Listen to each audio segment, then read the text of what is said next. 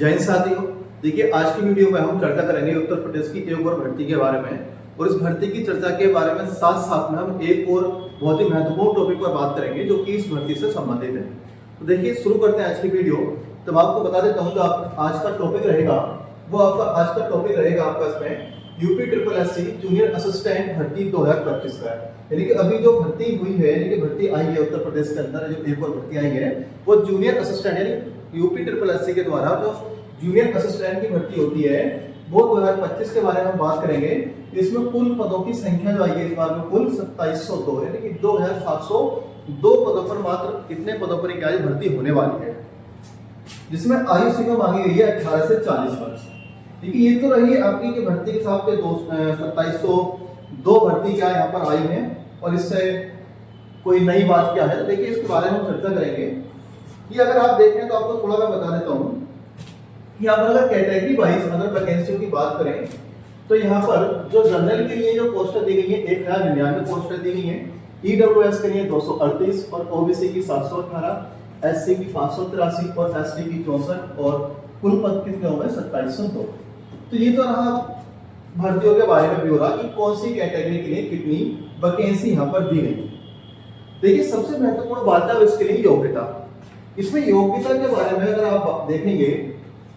तो यहाँ पर सबसे पहले दिया गया UP triple SC PAT score card, यानी कि पैट के कौन सा 2023 का। अगर पैट 2023 का स्कोर कार्ड से ही वैकेंसी आएगी, और आप जानते हैं कि जो भी वैकेंसी पैट के थ्रू होती है उसमें पहले ही बोल दिया जाता है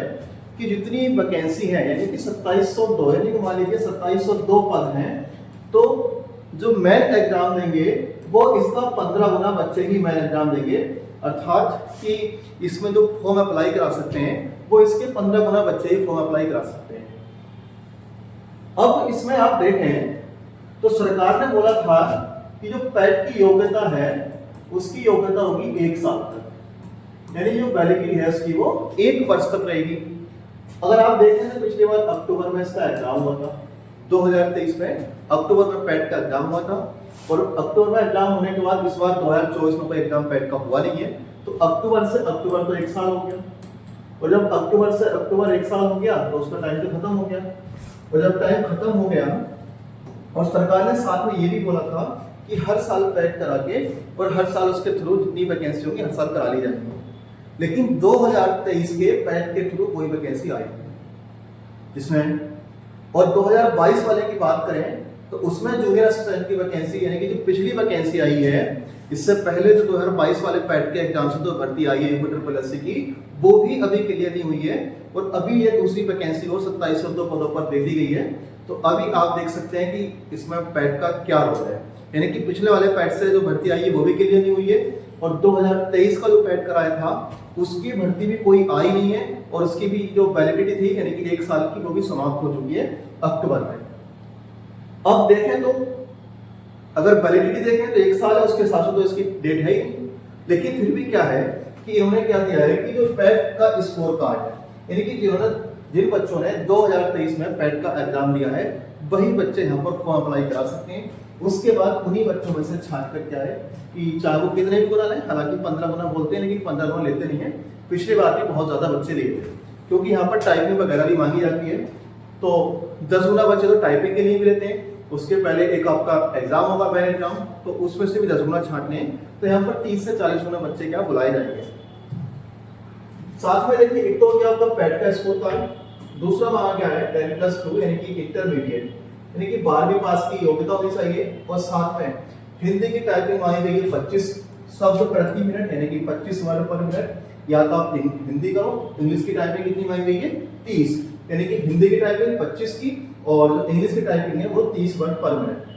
और साथ में आपका ट्रिपल सी का सर्टिफिकेट होना क्या जरूरी है। देखिए, यहाँ पर योग्यता पर विशेष ध्यान देंगे। एक तो आपका पैट का स्कोर कार्ड, साथ में आपकी इंटर पास होनी चाहिए, साथ में आपकी टाइपिंग स्पीड हिंदी में 25 मिनट 25 वर्ड पर मिनट, और आपकी इंग्लिश में 30 वर्ड पर मिनट, और साथ में ट्रिपल सी का सर्टिफिकेट आपके पास होना बहुत जरूरी है। ऐसा भी नहीं है कि बाद में हो, अभी आपके पास ट्रिपल सी का सर्टिफिकेट हो तभी आपका काम चलेगा, वरना ऐसा नहीं कि आपने बाद में बनवाया है, वो क्वालिफाई किया इसका एग्जाम, बाद में आपके पास सर्टिफिकेट है और बाद में दिखाने के नहीं होगा। उसके बाद बात करते हैं एप्लीकेशन फीस की। तो एप्लीकेशन फीस जो है यहाँ पर वो कितनी है,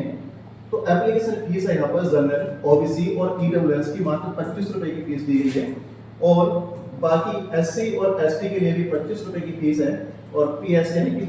दिव्यांग लोग जो हैं उनकी फीस भी कितनी है यहाँ पर 25 रुपए की फीस यहाँ पर निर्धारित की गई है।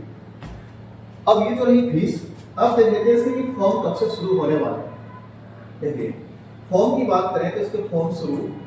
हो चुके हैं। कब से हो चुके हैं, तो 23/12/2024 से 23/12/2024 से इसके फॉर्म शुरू हो चुके हैं, और इसकी लास्ट डेट दी है 22/1/2025, यानी कि आप 22/1/2025 तक इसके फॉर्म अप्लाई करा सकते हैं। और इसके फीस पेमेंट की भी लास्ट डेट क्या 22/1/2025, और करेक्शन डेट दी है यहाँ पर 29/1/2025। यानी अगर आपके फॉर्म में कोई भी मिस्टेक होती है तो आप 29/1/2025 को क्या है इसमें आप करेक्शन कर सकते हैं। एग्जाम डेट के बारे में उन्होंने कुछ बोला नहीं है, शेड्यूल के हिसाब से बोल दिया, तो हो सकता है कभी भी ये अपने क्या तारीख घोषित कर देंगे कि इस तारीख में क्या एग्जाम होना है। तो ये था यूपीएससी जूनियर असिस्टेंट की वैकेंसी के बारे में पूरी की पूरी जानकारी। तो उम्मीद करते हैं जानकारी समझ में आ गई होगी, और जानकारी समझ में आ गई है और चाहते हैं कि आपके पास तक ऐसी इंफॉर्मेटिव वीडियो पहुंचते रहें तो वीडियो को लाइक कर लीजिएगा और चैनल को सब्सक्राइब कर लीजिएगा।